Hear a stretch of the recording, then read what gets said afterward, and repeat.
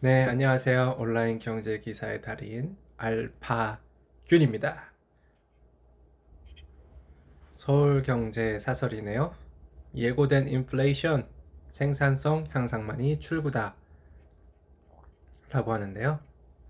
반도체 등 제조업 부품의 공급망 병목과 원자재값 상승, 임금 인상이 겹치며 인플레이션 압력이 고조되고 있다.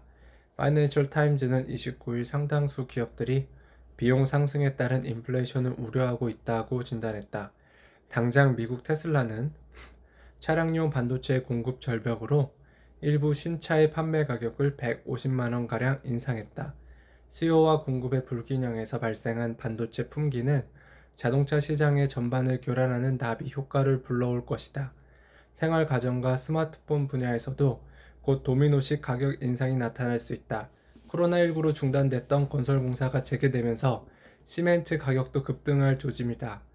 비용 인플레이션과 코로나19 극복 기대에 따른 수요 인플레이션이 동시다발로 제조업에 타격을 주고 있는 셈이다. 한국 초저출산 늪 벗어나려면 어떻게 해야 될까요? 자, 모형의 실효성을 높이기 위해서요. 기사가 있는데, 저출산 대책의 연간 예산을 OECD 회원국의 GDP 대비 가족 지출 평균 2.4%를 상회한 3% 수준으로 설정해 미래 세대에 대한 투자를 강화하도록 한다. 라고 해야 된다고 합니다. 네, 가족 비용 지출을 더 늘려야 된다는 거죠. 조윤희 기자네요. 대한전선 할리스가 효자, IMM 2호 펀드, 교보생명 충격 줄였다. 라고 하고요. IMMP 로즈골드 2호 블라이드 펀드 포트폴리오를 한번 볼게요. 대한전선은 호반산업과 SPA 체결해서 매각할 것 같고요. 현대 LNG 해운 매각 추진 예정이고요. 교보생명은 소송 진행 중입니다. 올해 안에 결과가 나올 것 같고요. 나머지는 모두 매각을 완료했네요. 테린 포장, 제넥신, 티브로드, 포스코 특수강, 할리스 F&B, 알보젠 코리아, 한독. 네, 할리스 커피도 있었네요. IMM 사모펀드가 니켈을 통해 보유한 대한전선 지분 40%의 거래 가격은 2,518억 원이다. 주당 735원을 적용해 매수자 호반 산업의 부담을 줄였다. 최근 주가 대비 30% 가까이 낮은 가격이다. 그럼에도 불구하고 높은 수익률을 기록할 수 있었던 배경은 블럭딜 대량 매매 형태로 부분 회수를 진행했기 때문이다. IMMP는 2018년부터 이런 방식으로 부분 회수를 진행했다. 호반 산업과의 계약금과 지난 3년간 블록딜로 회수한 자금 약 2,700억 원을 더하면 IMMP는 5천억 원 가량을 현금화한 것으로 추정된다. IMMP는 대한전선 인수 당시 3천억 원을 투자한 바 있다. 라고 합니다. 양사롭 기자네요. 하루 4천억 원 거래 CFD, 외국인 통계 둔갑, 공매도 재개 땐 세력 더 키울 수도 있다고 합니다. 빌황이 대량 블록딜을 내놓으면서 CFD에 대한 관심도 높아지고 있어요. 네, CFD가 뭐냐면요. 주식을 자기 소유로 사지는 않습니다. 증권회사 명의로 사긴 하는데 하루하루 그 달라지는 가격에 대해서 정산을 해줘야 되는 거죠. 이것을 통해 뭐 양도세나 대주주 요건 회피 등이 가능은 했었는데요. 뭐 앞으로는 그런 것들이 좀 제한적일 거라고 하고요. 자, CFD 계좌와 전문 투자자 순위는요. 작년 3월에는요. CFD 계좌 수가 5,700개였는데요. 현재는 14,000개를 돌파했습니다. 전문 투자자가 돼야 되는데 이 전문 투자자 수도 많이 증가를 했고요. 네. 작년 3월에는 CFD 일평균 그램이 891억 원이었는데요. 현재는 뭐 6,700억 원에서 3,900억 원 뭐 이렇게 왔다 갔다 하네요. 정말 많은 금액을 차지하고 있네요. 손쉬운 그들만의 B2 전문 투자자 요건 완화로 물 만나 30일 금융투자 업계에 따르면 CFD는 종목별 최대 10배 레버리지가 가능하다는 것을 장점으로 급속도로 시장 규모를 키웠다. 양도 차익에 대한 과세가 이루어지지 않는다는 점과 대주주 과세 요건, 개별 종목 10억 원에 사실상 해당하더라도 CFD를 활용하면 이를 피해갈 수 있다는 점이 입소문을 타며 계좌 수와 잔액이 빠르게 늘었다. CFD 시장이 급성장하며 증시에 영향을 미치자 금감원은 지난달 CFD 잔액 상위 증권사 투자자별 한도 마련, 반대매매 증거금률 인상 등을 내용으로 하는 개선 유의사항을 전달했다. 1월 발표된 세법 개정안을 통해 다음 달부터 CFD를 통한 양도 차익에 대한 세금 부과도 이루어진다고 합니다.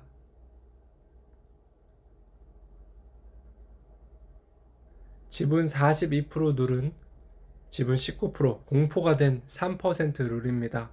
한국엔 컴퍼니가요, 조현식 부회장이 드디어 감사위원 선임에 성공을 했습니다. 조현범 사장을 제치고요. 조현범 사장은 현재 지분이 42.9%가 있는데 진 거죠. 조현식 부회장은 19.32%입니다.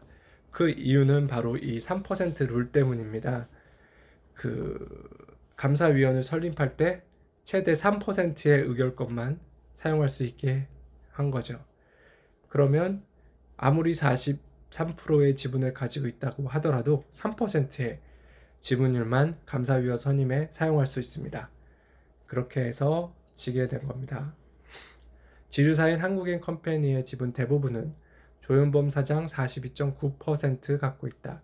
나머지를 조현식 부회장 19.3%, 차녀 조용원 씨 10%, 국민연금 5% 미만 등이 나눠보고 있음에도 불구하고 각자 3% 룰에 따라 의결권이 제한돼 이 같은 결과가 벌어졌다. 이 가운데 국민연금이 조현식 부회장에게 힘을 실어줬다. 국민연금은 앞서 조현식 부회장이 제안한 감사위원 선임안을 찬성하고 조현범 사장의 한국타이어앤테크놀로지 사내이사 재선임에 반대표를 던지겠다고 밝힌 바 있다. 이에 지분율 22.61%에 달하는 소액주주의 표심이 조현식 부회장 측으로 기운 것으로 풀이됩니다. 퀄컴 미국 FTC와 반독점 소송 4년 만에 최종 승리했네요. 예, 축하드립니다. 퀄컴 로열티 관련 소송 일지입니다. 2017년 FTC 애플 퀄컴의 소송을 제기했고요. 퀄컴 애플의 맞소송을 제기했고요. 2019년 애플 퀄컴 모든 소송 취하 합의했고요. 지방법원 1심서 FTC 손 들어줬고요. 2020년 항소법원 퀄컴 손 들어줬고요. 2021년 FTC 상고했는데 퀄컴이 이겼네요. 카드사와 해외 송금 서비스. 최근 알리페이는요, 영국 환거래 스타트업인 월드 퍼스트 인수는 동사업의 성장 가능성을 시사합니다. 해외 송금 산업에 본격 진출하려는 알리페이의 의도는 현재 소규모 기업을 위해 국제 결제 솔루션 플랫폼 가동으로도 확인됩니다. 즉, 알리페이는 해외 온라인 마켓 판매 수익에 본국 송금을 지원하는 금융 서비스 출시를 통해 국제 결제 시장에서의 입지를 다지려고 합니다. 네, 해외 송금은 누구나 한다고 생각을 하나 봐요. 대부분의 사람이 해외 송금을 많이 하죠. 그거를 서비스를 하면 많은 플랫폼을 장악할 수 있게 되죠. SK 하이닉스 박정호 부회장 사내이사 선임, 지배구조 개편 가속화됐네요. 이 같은 지배구조 개편을 거치면 현재 SK 주식회사의 손자회사인 SK 하이닉스는 지주회사가 직접 지배하는 자회사로 변경됩니다. 현행 공정거래법상 지주사의 손자회사가 M&A를 단행하려면 인수 대상 회사의 100%를 인수해야 하지만 자회사가 되면 이 같은 조건에서 벗어나게 되죠. SK 하이닉스 입장에서는 공격적인 M&A를 단행할 수 있는 환경이 조성되는 셈입니다. SK그룹 지배구조 개편 시나리오예요. 현재는 이제 최태원 회장이 SK 지분 29.6%를 소유하고 있고요. SK가 SK텔레콤 지분 26.8%를 소유하고 있고요. SK텔레콤이 SK하이닉스 20.1%를 소유하고 있습니다. 개편 이후 지배 구조인데요. 채태원 외는 SK와 SK텔레콤 중간지주회사를 29.6% 소유하게 되고 SK와 SK텔레콤을 합친 중간지주회사는 SK텔레콤 사업회사와 SK하이닉스를 자회사로 가지고 있는 형태가 가장 유력한 시나리오입니다.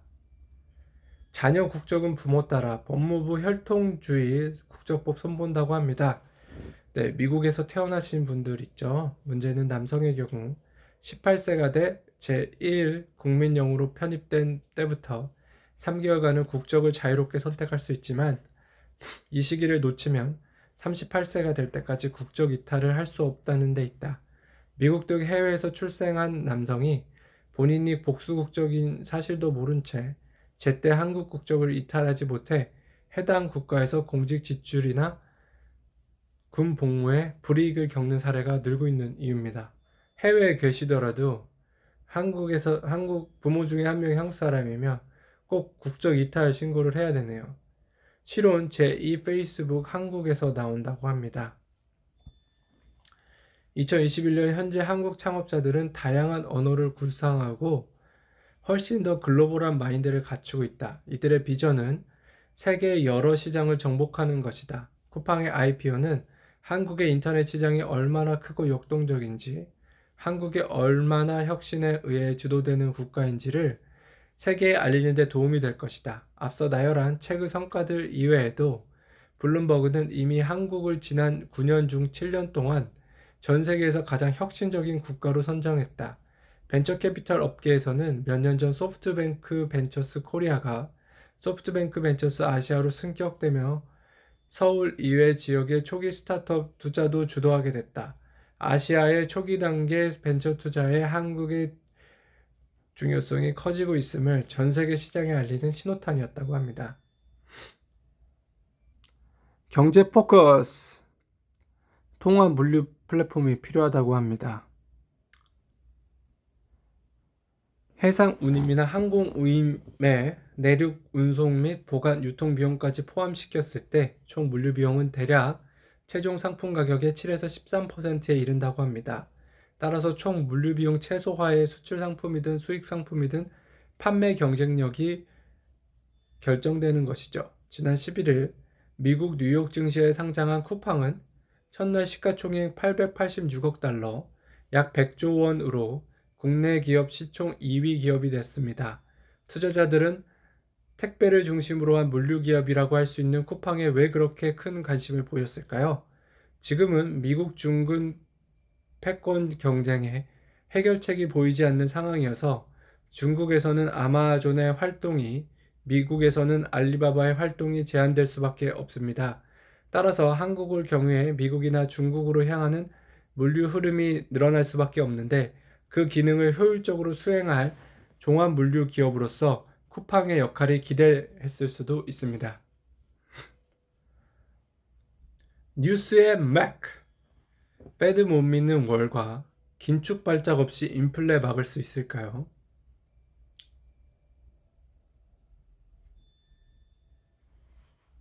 2008년 금융위기 이후 세 차례의 양적 완화에도 불구하고 저물가가 유지된 결정된 이유는 풀린 통화의 대부분이 은행에 머물러 있기 때문입니다. 금융위기는 기본적으로 은행의 과도한 부실 대출로 인해 보유하게 된 불량자산의 급증으로 대차대조포가 훼손된 데 원인이 있는 만큼 팽창된 대부분의 통화가 은행권에 머무는 현금 비축 현상이 일어났죠. 이에 따라 실제 기업이나 가게 등 투자나 소비를 견인하는 실물 경제 부문으로 내려가는 통화량이 많지 않아 인플레 압력이 높지 않았죠. 하지만 이번 코로나 위기는 은행의 위기가 아닌 만큼 실물 경제에 투입되는 유동성이 상대적으로 많고 또 재난지원금을 비롯한 직접 지원 형태가 큰 만큼 인플레 압력이 높을 것이라는 주장입니다. 자, 그림을 보여드릴 텐데요. 2008년 금융위기 이후 보는 통화 증가에도 불구하고 시중에 풀린 유동성 지표인 M2N은 추세적으로 변화가 관철되지 않는 반면 작년 이후 추세를 이탈해 급격히 증가했죠. 이와 더불어 보다 장기적인 관점에서 인플레 압력이 도사리고 있다는 주장도 있습니다. 2000년 이후 지속된 미국의 저물가 유지에는 중국의 역할이 컸죠. 중국은 값싼 노동력을 활용해 저렴한 공산품을 미국에 수출했고, 이로 인해 미국은 저물가를 유지할 수 있었습니다. 즉, 미국의 통화 팽창으로 인한 인플레 압력을 중국의 디플레 수출이 막아준 것이죠. 더불어 중국이 대미 무역 수지 흑자를 통해 벌어들인 달러를 미 국채에 다시 파킹하는 과잉 저축으로 미국 국채의 시장 금리를 낮추고 달러의 가치 하락을 방지해 왔습니다. 하지만 중국이 점차 수출 확대 전략에서 내수 시장으로 성장 동력을 돌리고 있는 만큼 중국이 글로벌 시장의 수요처로 전환되는 글로벌 리밸런싱 현상이 일어날 가능성이 있습니다. 이 경우 중국의 디플레 수출이 감소해 미국에서 인플레 압력이 커지고 달러 가치가 하락할 수 있죠. 자, 그럼 아까 말씀드린 그래프를 보실까요? 불어나는 미국의 보론통화 M2 통화량을 그래프를 한번 보시면요. 자, 빨간색 부분 M2 통화량이 2020년 이후 급격히 늘어난 것을 볼 수 있습니다. 보론통화도 늘어난 걸 볼 수 있고요. 자, 동반 상승 중인 미국 국채 10년물 금리와 BEI를 보실까요? BEI는 인플레이션이라고 보셔도 되고요. 물가 상승이 2020년 이후에 급격히 늘어나는 걸 볼 수 있고요. 금리도 그에 발맞춰서 같이 늘어나는 걸 볼 수 있습니다. 자, 중요한 거는 지금 현재는요, 마이너스 금리입니다. 네, 여러분들은 왜 금리 이자가 있는데 마이너스 금리라고 얘기할 수 있는데, 실제 이자율을 보여야 됩니다. 실제 이자율은요, 그 물가 상승을 빼줘야 됩니다. 그래서 이자가 1.6%고요. 금리요. 물가 상승이 2.2%입니다. 1.6에서 2.2를 빼면요, 실질 이자율 상승은 지금 마이너스 0.6입니다. 지금은 우리는 마이너스 금리 세상을 살고 있어요. 1타 강사 빼갔다 ST 유니타스 메가스터디에 889억 원 손해배상 청구를 했네요. ST 유니타스는요, 한국사 강사 전한길 씨와 영어 강사 조태정 씨의 메가스터디 교육 이적과 관련해 메가스터디 교육에 889억 원의 손해배상 청구 소송을 제기했다고 30일 발표했어요. ST 유니타스 소속 강사였던 전 씨와 조 씨는 지난해 7월 이 학원과 계약을 파기하고 메가스터디 교육으로 옮겼어요. 당시 두 강사 모두 전속 계약이 남은 상태로요. 메가스터디 교육이 부정한 방식으로 강사들의 계약 파기를 유도했다는 게 ST 유니타스의 주장입니다.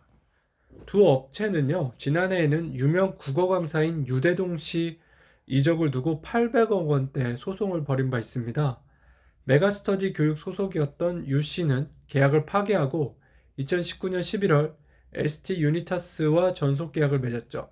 메가스터디 교육은 이에 반발해 지난해 5월 ST 유니타스를 상대로 373억 원의 손해배상 청구 소송을 제기했고, 유 씨 개인에게도 491억 원의 손해배상 소송을 냈습니다. KTB 네트워크 배달의 민족으로 27배 수익을 얻었네요. KTB 네트워크는 비바 리퍼블리카에 대한 투자에서도 높은 수익을 낼 것으로 예상하고 있습니다. 핀테크 서비스 토스를 운영하는 비바 리퍼블리카의 기업 가치는 3조 1천억 원에 달하고요. KTB 네트워크는 비바 리퍼블리카에 56억 원을 투자했죠. 지난해 투자금 절반가량을 회수하면서 30배에 달하는 수익을 냈습니다. KTB 네트워크는 KTB투자증권의 100% 자회사인데요.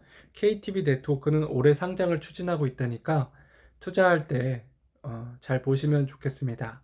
월가 뒤흔든 빌황의 200억 달러 마진콜 차액 결제 거래가 촉발됐네요. 아까도 말씀드렸는데, 자, 빌황이 요새 좀 이슈가 많이 되고 있어요. 빌황이 투자은행에서 제공하는 CFD 차익 결제 거래죠. 레버리지로 실제 100달러만 가지고도 500달러어치 비아콤 CBS 주식을 샀다고 가정해보자. 이 주식은 빌황의 개인의 이름이 아닌 은행 소유이며 담보로 유지된다. 그러다가 주가가 33% 떨어지면 그는 순식간에 투자 원금보다 많은 150달러를 잃게 된다. 투자은행은 그에게 손실분인 50달러와 추가 증거금을 요구 마진콜했다. 하지만 빌 황은 이 돈을 갖고 있지 않았다. 은행은 결국 반대 매물로 주식을 팔면서 대량 매물이 쏟아져 나오게 됐다. CFD도 지난해 큰손 사이에 인기를 끌고 있다. 연말 대주주 양도소득세 회피 수단으로도 많이 이용된다. 하지만 급락장이 펼쳐지면 깡통 계좌가 속출하면서 아케고스 사태처럼 시장에 큰 충격을 줄 수 있다는 우려가 제기되고 있습니다. 마그나 애플카 제작 준비의 언급, LG전자 8% 급등을 했습니다. 30일 외국인과 기관이 동시에 매수에 나서면서 LG전자는 반등에 성공했고요. 주가 상승의 이유는 복합적입니다. 먼저 캐나다 전기차 부품업체 마그나가 애플카 생산 의지를 밝힌 것이 호재였는데요. 스와미 코타키리 마그나 최고 경영자는 최근 자동차 애널리스트 협회 행사에서 마그나는 애플카를 제작할 준비가 돼 있다며 제조 공장을 증설할 의향도 있다고 하는 등 애플카 생산에 대한 의지를 내비쳤죠. 시장의 암묵적인 기대에 부응해 마그나가 애플에 공개적인 러브콜을 보낸 것이고요. 마그나와 LG전자는 합법적인 LG 마그나 e-파워트레인 설립을 앞두고 있습니다. 드라이 아이스로만 70억 대박, 트렌드 읽는 CEO는 달랐다고 하네요. 김 회장이죠. 예, 회사를 물려받았는데 2016년부터요. 대대적인 임원 교체와 축소 조직 개편 등을 단행했고 태경그룹의 문화를 더 이상 공무원 조직처럼 남겨둬선 안 되겠다는 판단이었고요. 그는 혁신과 소통, 데이터 경영, 연구개발 R&D 등 4가지를 기준으로 인사평가를 시행해 이를 실천하지 못한 임원들을 교체했어요. 그 결과 아버지와 함께했던 임원들 가운데 60%가량이 바뀌었고요. 그룹 전체 임원수도 30% 줄였습니다. 많은 단계를 결제하는 결제 라인은 빠른 의사결정의 걸림돌이었는데요. 10개 계열사를 사업 시장별로 단순하게 나누고 결제 라인을 줄인 것은 물론 회장에게 직접 보고할 수 있는 체계도 갖추었죠. 태경그룹에 입수하기 전에 김 회장은요. 대우그룹 산하 트렌드 연구소인 인터 패션 플래닝을 인수하면서 트렌드를 분석하고 브랜드를 론칭하는 컨설팅을 수행한 이력도 있습니다. 히트 트렌드 전략이란 책을 쓴 트렌드 전문가이기도 하죠. 김 회장은 매일 신문을 읽고 기술 트렌드를 읽는다며 오랫동안 트렌드 분석과 브랜드 컨설팅을 하다 보니 이제는 트렌드 읽는 눈이 생겼다고 합니다. 금감원 전자공시는 투자 금광이라고 하네요. 타키온 AI로 핵심 정보 캔다고 합니다. 타키온은 전자공시 시스템을 기반으로 핵심 투자 정보를 제공해요. 방대한 양의 공시를 실시간으로 추려낼 수 있는 것은 자체 AI 솔루션 TMR 덕분인데요. TMR은 1년 개발 과정을 거쳐 데이터 마이닝, 대용량 정보 추출과 분석 능력을 갖추고 있습니다. AI가 신규 공시를 확인하고 임원의 주식 변동 내역이나 기업의 지분 확대 등 사용자가 필요로 하는 정보를 스스로 정제해 놓습니다. 타키오는 AI가 분석한 공시를 기반으로 보고서를 내는데요. 존니 메리츠 자산운용 대표 등이 주요 고객입니다. 지난달 내놓은 최재원 SK 주식회사 수석 부회장의 주식 대량 보유 내역 분석 보고서는 자본시장에 큰 호응을 얻어요.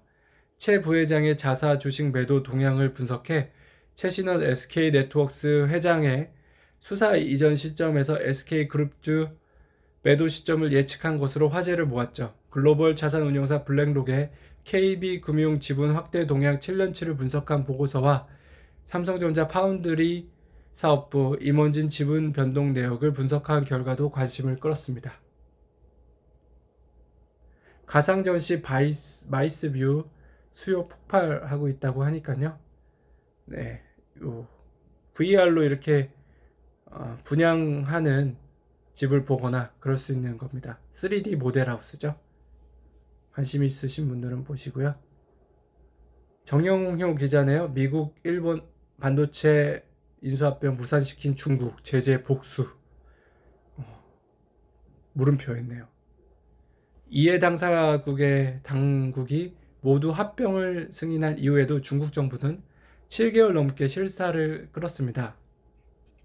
합병 절차가 길어지면서 어플라이드는 지난 1월 인수 가격을 22억 달러에서 35억 달러, 3조 9,638억 원으로 50% 이상 올려줘야 했죠. 코로나19 확산 이후 반도체 업황이 크게 호전됐기 때문이다. 인수 시한도 3차례나 연장했다. 그런데도 중국 당국이 결론을 내지 않자 어플라이드는 거래를 마무리하고 KKR에 1억 5,400만 달러의 위약금을 무는 쪽을 택했다. 독점금지법 전문가인 가와지마 후지오 고베대 교수는 중국이 순수한 경쟁 원래가 아니라 산업정책적인 고려를 내세워 어플라이드의 자산 매각 등 추가 조치를 요구하면서 거래를 장기화시켰다고 지적했어요. 중국의 승인 심사 지연으로 정보기술 IT 기업의 대형 M&A가 자초한 것은 이번이 처음이 아닙니다. 미국 퀄컴은 2016년 세계 2위 자동차 반도체 기업인 네덜란드 NXP를 인수하기로 합의했고요. 440억 달러에 달한 인수 금액은 당시 기준으로 반도체 업계의 사상 최대 규모였습니다. 하지만 중국 당국이 승인하지 않아 2018년 7월 거래가 무산됐고요. NXP는 삼성전자의 글로벌 M&A 후보로도 거론되고 있죠. 미국 시스코도 2019년 7년 통신기기 업체인 아카시아 커뮤니케이션즈를 인수하기로 합의했는데, 하지만 중국의 승인 심사가 지연되면서 1년 만인 이달에야 인수 작업을 마무리할 수 있었죠. 그 사이 시스코는 인수 가격을 45억 달러에서 70% 높여줘야 했습니다. 반도체 기업 하나 인수하려면 각 국가의 허락을 다 맡아야 되네요. 그 쌍방향 미디어 플랫폼인데요. 클레이튼이라고 가상화폐가 있는 것 같아요. 이 연합군인데요. 환경 미디어 그룹, 이 한국경제도 여기 들어갔고요. 네오플라이라고요. 네오위즈 홀딩스 자회사도 여기 들어가 있고, 좀 카카오가 주도하고 있습니다. 카카오는 여기 주도하고 있고요. 뭐 여러 가지 회사들이 많이 있으니까요. 잘 보시면 될 것 같습니다. 계안 난동 사건의 투숙의 깊이, 남산 하얏트에 무슨 일이 일어났나요? 그랜드 하얏트 우리나라죠. 주인은 2019년 12월 바뀌었고요. 미국 하얏트 본사가 공개 입찰을 통해 사모펀드인 인마크 사모펀드 투자 합자회사에 넘겼죠. 홍콩계 운용사인 PAG와 호주의 인마크 자산운용 등이 이 펀드를 주도하는 것으로 알려졌고요. 인수가격은 6,020억 원, 인마크 PEF가 2,020억 원을 직접 대고 하나금융투자를 중심으로 한 대주단이 4천억 원을 대출해줬습니다.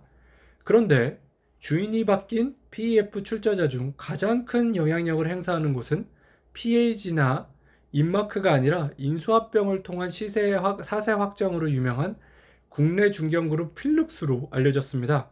실제 필룩스 그룹은요, 이 PEF에 가장 많은 돈을 댔어요. 삼본전자, 장원테크, EXT 등 관계사들의 출자금을 더하면 전체 PEF 자금 2,020억 원 중 1,300억 원에 가량에 달합니다. 여기에 필룩스는 최근 PAG 측 지분 300억 원어치도 50억 원의 웃돈을 주고 사들이기도 했습니다. 운용사 GP로 참여한 KB글로벌도 H오퍼레이션이라는 필룩스 관계사가 대주주인 것으로 전해졌어요. 투자은행 업계 관계자는 해외 운용사가 이 호텔을 사들인 것으로 알려졌지만 필룩스의 목소리가 가장 큰 상황이라고 설명했습니다. 필룩스 관계자는 우리는 이 펀드의 출자자 LP일 뿐이며 LP 간 거래는 정당하게 이루어졌다고 말했습니다. 또 자본시장법에선 LP의 경영 참여를 금지하고 있고 우리도 이를 위반한 사실이 없다고 강조했죠. 호텔을 둘러싼 잡음이 바깥으로 흘러나가면서 일각에선 글로벌 하얏트가 호텔을 대사는 게 아니냐는 전망도 나오는데요. 호텔 운영을 맡고 있는 하얏트 본사는 당초 매각 계약에 명시된 경영 주체가 바뀌면 호텔을 대사할 수 있는 권리를 가지고 나옵니다.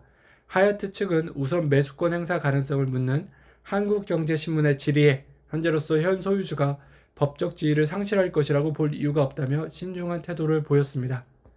네, 정말 알짜 땅을 가지고 있죠. 네, 사모펀드 LP 투자자로 참여했더라도요, 그걸 통해서 경영권 자체를 행사하려고 하면요, 참 문제가 많이 됩니다.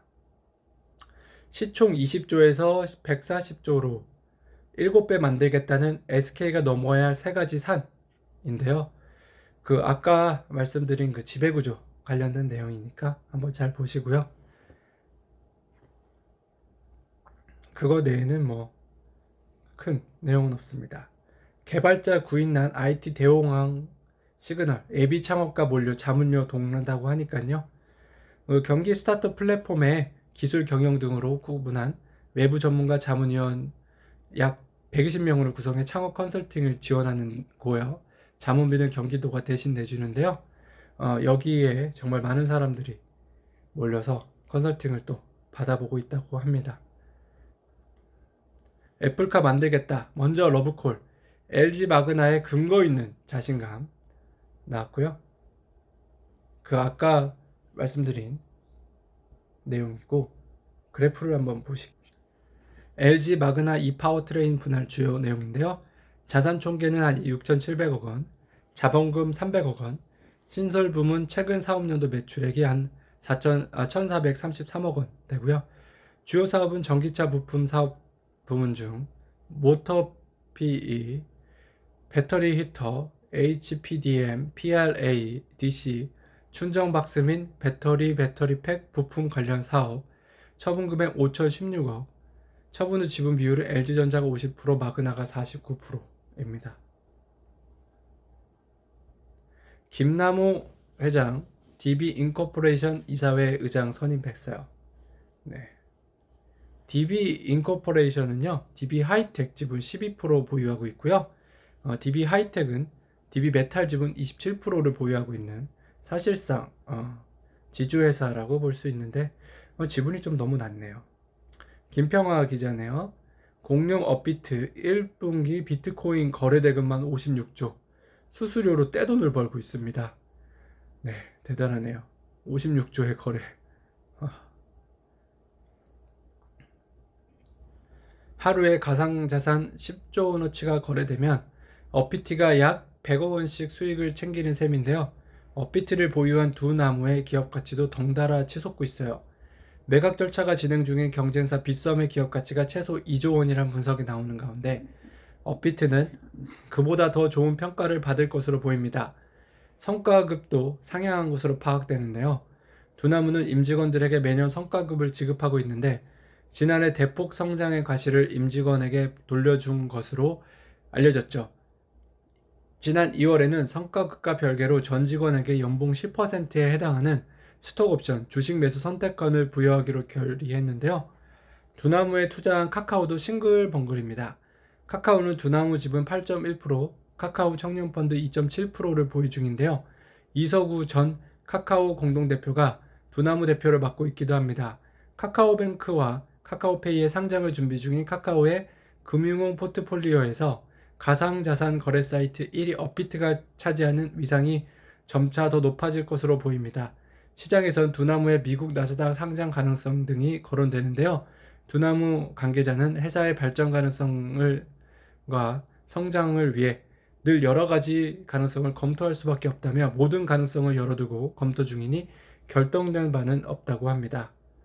네, 카카오도 비트코인 가상화폐 많은 거래에 많은 지분을 가지고 있네요. 황시영 기자인데요. 돈 버는 천재 황씨가 부른 월가 마진콜 사태. 네. 빌황은요, 2012년 중국은행과 내부 거래 사기 혐의로 기소돼 법원에서 유죄가 선고됐죠. 이후 한동안 월가 대형은행의 위험관리부서에서 일종의 블랙리스트에 올라가 있었습니다. 하지만 그가 아케고스를 설립해 운영하기 시작한 지 10년 차인 지난해 골드만삭스는 그의 이름을 블랙리스트에서 빼고 고객으로 받았어요. 이에 파이낸셜 타임즈는 수수료에 굶주린 투자은행들은 빌황이 던져주는 막대한 거래 수수료에 눈이 멀어 그의 판돈을 키워주는데 혈안이 됐다고 보도했습니다. 이 매체에 인용된 한 애널리스트 투자 노트에 따르면 빌황은 공격적으로 돈 버는 천재였다고 하네요. 스와프 계약은 증권사가 주식 매수 등 대금을 제공하고 매매에 따른 손익은 아케고스가 같은 펀드가 부담하는 방식인데요. 예, 요 내용은 아까 말씀드렸네요. 네, 이윤아 기자인데요. 시장은 늘 해피엔딩이다. BNK 투자자산운용 사장이 하신 말씀, 자산운용 대표이사가 한 말인데요. 한번 들어보세요. 주식 투자를 하면서 절대 해서는 안 되는 몇 가지가 있다. 빚을 내서 투자하지 말라는 것. 그것은 초과 수익을 가져올 수 있지만 몇 배의 손실을 가져올 수도 있다.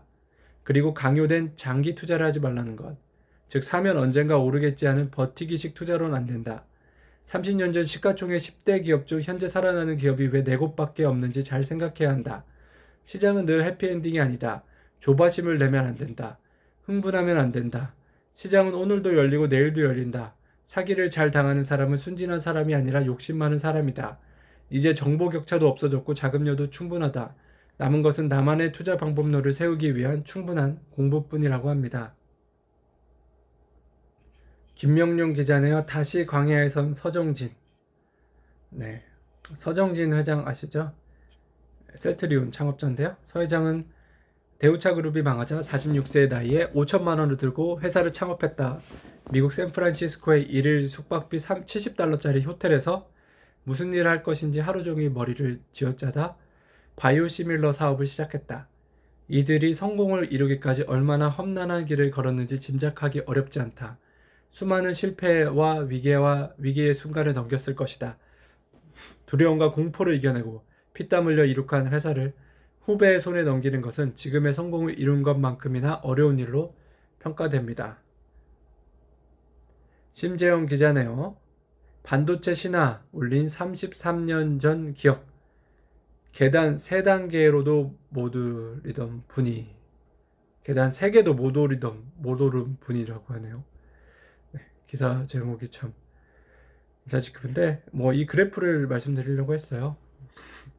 전 세계 메모리 반도체 시장 점유율은 삼성전자가 43%입니다. SK하이닉스 28%, 마이크론 한 22% 되고요. 낸드 플래시에서는 삼성전자가 32%, 키옥시아 19%, SK하이닉스 11% 정도 되고요. 그런데 이제 문제는 비메모리 반도체 국가별 점유율은 낮아요. 한국은 4.1%밖에 안 됩니다. 미국은 59% 되고요. 네. 그래서 사람들이 이제 메모리 반도체 시장 점유율만 보고 삼성전자 점유율이 되게 높은 줄 아는데 비메모리 점유율을 보면요, 반도체 점유율을 보면 한국이 많이 낮은 걸 볼 수 있습니다. 안재웅 기자입니다. 무슨 기사일까요? 네, 기사 제목이 여기 안 나와 있네요. 매그네칩 자료 연구한 정부 핵심 기술 확인된 중국 매각을 제동을 걸 수 있다고 하네요. 네, 정부는 지난 1월 산업기술 유출 방지 및 보호에 관한 법률에 근거한 국가 핵심 기술 지정 등에 관한 고시와 산업기술 보호 지침을 개정해 반도체 등 12개 분야 71개 기술을 국가 핵심 기술로 지정했고요. 고시에 따르면 국가 핵심 기술을 수출하거나 외국인이 국가 핵심 기술을 보유한 기업을 인수 합병하려는 경우 정부의 허가를 받아야 합니다. 정부가 허가하지 않으면 매각이 무산될 수 있다는 뜻이고요. 그러나 국가 핵심 기술이 없다면 정부도 매각을 막을 수 없습니다. 매그네칩 반도체의 미국 본사인 매그네칩 반도체 코퍼레이션은 최근 중국계 사모펀드 YG 로드 캐피털한테 매각을 했죠. 잘 될 수 있을까요? 이동우 기자입니다. 강남 먹고 이제 전국구 어느새 배민 위협하는 쿠팡 이츠인데요. 네, 정말 대단하네요. 심윤희 기자입니다. 설탕세. 네, 여러분들 이제 설탕세가 이제 추진된다고 하는데요. 식품 사업 하시는 분들은 한번 이제 재밌게 보세요. 네, 설탕이 건강에 안 좋다고 설탕세를 제시하네요. 안드레이 기자입니다. 교수네요. 중국 러시아 관계의 취약성. 좀 일리 있는 말이에요. 오늘날 일본이나 한국을 제외하면 러시아의 아시아 국가들에 대한 인식은 여전히 변화가 없다. 지금도 러시아 엘리트층은 시끄럽게 미국과 유럽을 비난하면서 동시에 자녀들을 유럽이나 미국으로만 유학 보내며 비자금은 스위스 은행으로 보낸다. 러시아 대기업가들 가운데 아들을 베이징 대학으로 보낸 사람은 한 명이라도 있는지 의심스럽다고 합니다. 김세영 기자네요. 삼성전자 10년 후에도 건재할까? 네, 삼성전자와 애플 이런 혁신적인 회사와 결정적인 차이는 이 지점인데요. 애플, 아마존은 끊임없이 지난해 주식 시가총액 2천조 원을 돌파했죠. 삼성전자 매출액은 5년 전과 같습니다. 어느 전임자는 삼전 직원들은 괜히 사고치지 말고 몸조심하자는 분위기다. 혁신 성장의 DNA가 안 보인다고 걱정했습니다. 네. 네, 박윤구 기자, 요거 한국앤컴퍼니 감사 새로 된 분이요. 이 교수인데요. DL, 동아소시홀딩스 등 대기업에서 사회이사를 역임한 기업 가버넌스 전문가, 지배구조 전문가로 회계 투명성과 기업가치 전문가로서 삼성준법감시위원회에 초빙돼 강연하기도 했죠. 조 부회장은 법무법인을 통해 한국앤컴퍼니의 지속가능한 발전과 거버넌스 개선 필요성에 공감해 주신 모든 분과 함께 거둔 성과라는 점에서 더욱 큰 의미가 있다고 생각하며 앞으로도 회사 성장과 발전에 기여할 수 있는 바가 있다면 주주로서 책임을 다하기 위해 노력하겠다고 했습니다. 조광영 기자인데요. B플러스라는 거 한번 가입해 보세요. 소액 투자로요. ESG 기업에 투자할 수 있다고 합니다. 이동인 기자인데요. 네이버의 오픈마켓 쿠팡시 빠른 배송 공동 플랫폼을 심겠다고 하는데 이게 잘 될지 모르겠어요. 일단 네이버한테 안 좋은 거는요. 일본의 합작 회사를 설립했어요. Z홀딩스를 설립했는데요. 일본 정부의 견제가 들어왔습니다. 중국에서 보안 직원이 서버 접속 권한을 가지고 있다는 점이 알려지면서 여론의 문매를 맞았고 이후 일본 정부는 전자정부 사업에서 Z홀딩스를 제외시키는 압박에 나섰을 정도고요. 이후 Z홀딩스는 중국은 물론 라인 서비스에 이용되는 한국 서버까지 모두 일본으로 옮기겠다고 발표했어요. 네이버 고위 관계자는 야후제품과 네이버의 공동 경영에 있어 네이버가 거부하는 사업은 할 수 없도록 돼 있다며 새로운 비즈니스 모델이 탄생하면 쿠팡과 이제 합작사를 얘기하는 거죠. 이런 절차가 있기 때문에 협업의 득실을 따지게 될 것이라고 합니다. 소프트뱅크가요, 이제 뭐 쿠팡에도 투자하고 Z홀딩스 그러니까 네이버 합장사에도 투자했으니까 또 쿠팡하고 네이버와 합치는 게 아니냐 뭐 이런 합쳐서 뭔가 일본에서 온라인 쇼핑 사업을 하는 게 아니냐라는 뭐 추측이 나오는데 뭐 봐야 될 것 같아요. 그냥 추측일 뿐일 것 같고요. 손정이 또 일낼까 뭐 같은 내용이에요. 예. 근데 이제 쿠팡의 시가총액 100조 원에 육박하는 점에서 의구심을 품은 투자자들이 있는데 쿠팡의 일본 진출이 현실화될 경우 이런 의구심을 해소할 것으로 보인다고는 합니다.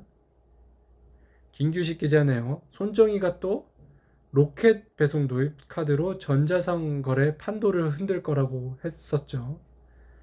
네. 진짜 쿠팡이요. 한국에서처럼 일본에서도 수조 원대 적자를 감수하고 문유 인프라스트럭처 투자를 감행할 수 있을지 미지수입니다. 특히 쿠팡이 한국에서의 성공 전략을 그대로 일본에 가지고 가긴 어려울 것이라는 견해가 나오고요. 물류 배송 등 인프라와 문화적 차이가 크기 때문입니다. 국내 모델을 그대로 일본에 적용하기 어려운 이유 중 하나로 재배달률이 뽑히는데요.